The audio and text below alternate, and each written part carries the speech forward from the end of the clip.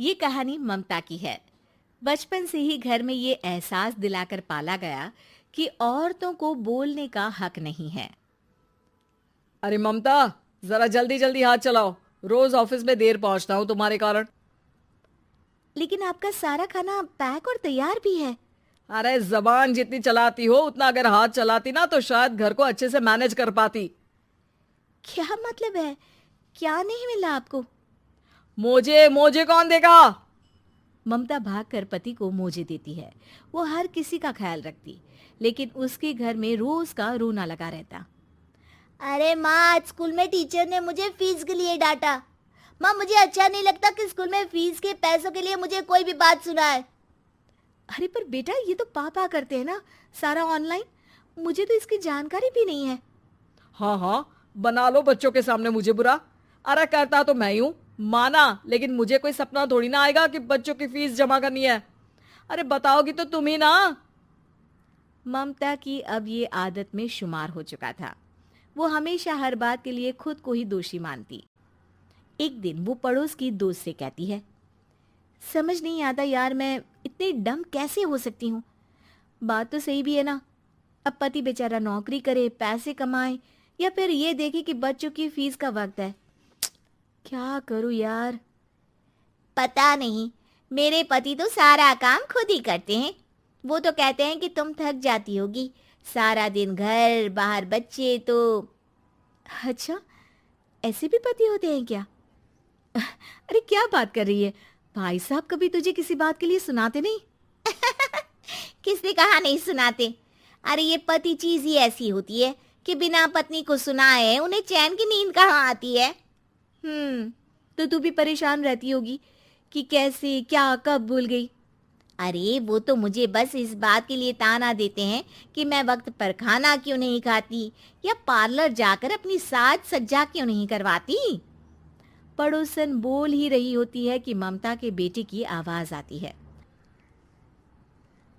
अरे माँ, क्या हो गया? लग नहीं रहा कि आज आप मुझे पानी भी देगी। अरे कब से खाने के लिए वेट कर रहा हूँ। अरे यार, मैं चलती हूँ। बेटा खाने के लिए वेट कर रहा है, मैंने उसे खाना भी नहीं दिया। अरे 12वीं में पहुंच चुका है तुम्हारा बेटा, उसे बोलो खुद पानी लिया करे। मैंने तो अपने बच्चों को काम करना सिखाया है। अरे यार, खुद की भी तो कोई लाइफ है। माना जब नहीं कर सकते थे तो किया, लेकिन अब इतने बड़े बच्चों की हर बात मानेंगे तो मुश्किल तो अपने को ही होगी। ममता को पड़ोसन की बात में दम तो लगता है, लेकिन करे क्या, आदत भी तो खुद ही ने डाली थी। ममता घर जाती है कि तभी बेटी आ जाती है। माँ, परसों मुझे एक शादी में जाना है। तेरी वो जो लाल वाली साड़ी है ना, उसे दे देना। मैं आज जाकर टेलर को दे दूंगी, वो उस साड़ी से सूट बना देगा। अरे नहीं नहीं तारा, वो मेरी माँ ने मुझे दी थी और उस साड़ी से मेरी काफ़ी भावनाएं जुड़ी हैं। तुमको ना मैं दूसरी साड़ी दे दूंगी। ओके, कोई बात नहीं, लेकिन आज दे ही देना पक्का। तारा माँ की साड़ी से सूट बनवाकर पार्टी में जाती है, लेकिन जब वो पार्टी से लौटती है, क्या है, मैं तो समझ ही नहीं पा रही हूँ। अरे जब वो साड़ी मांगी थी तो ये छल्ली सी साड़ी क्यों दे दी? मैं ही पागल थी जो इस साड़ी का सूट बनवा लिया मैंने। माँ, जानती भी हो कि कॉलेज में मेरी कितनी हंसी उड़ी। तभी वहां ममता का पति सुनील आ जाता है।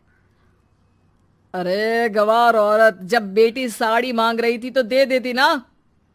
अरे पापा, इनके तो इमोशंस जुड़े थे उस साड़ी से। ममता इतने सब के बाद भी कुछ नहीं बोलती। मेरी बेटी की बेइज्जती हो गई, मैं बिल्कुल बर्दाश्त नहीं कर सकता ये। मैं नहीं चाहता कि मेरी बेटी से कोई भी ज्यादा सुंदर लगे पूरे कॉलेज में। जी, वो पढ़ने में तारा बिल्कुल अच्छी नहीं है, उसकी पढ़ाई पर आप ध्यान दीजिए ना। अच्छा, अब तुम मुझे बताओगी कि मुझे किस पर ध्यान देना और किस पर नहीं। रमेश जैसा ही ये वाक्य पूरा करता है, ममता की बेटी और पति उस पर जोर जोर से हंसते हैं। अरे ठीक है ना, पता ही नहीं चला कि कैसे वक्त इतना बीत गया। अरे कैसे पता चलेगा माँ, हम लोगों के पीछे जो तू बैताल की तरह चिपकी रहती थी, तुझे कैसे वक्त का पता चलता। ममता को पहले सास ससुर, फिर पति और बच्चों की तरफ से इस तरीके की बातें सुनकर उसका मन बहुत दुखी रहता था। एक दिन, सुनो ना, बहुत दिनों से कमर के नीचे बहुत दर्द रहता है। कल मैंने देखा तो एक फोड़ा था। अरे ममता, एक बार अपने पति से बात करो, वो तुम्हारा फोड़ा डॉक्टर को दिखा देंगे।